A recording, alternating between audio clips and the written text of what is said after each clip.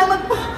Diyos ko, pasensya na po. Nagulat po talaga ako kasi sa totoo lang sanay po akong tumanggap ng award o manominate bilang artista, pero never po sa best song. Nakakaloka. Diyos ko, nakakaloka talaga.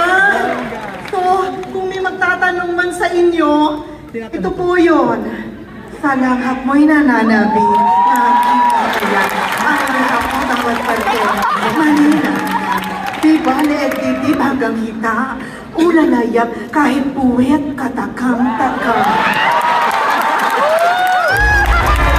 Maraming salamat po, Teresa Baroso, June Robles Lana, at sa lahat po ng bumubuo, lalong-lalo na sa aking katuwang na si Maria Tasubong a.k.a. Pokwang.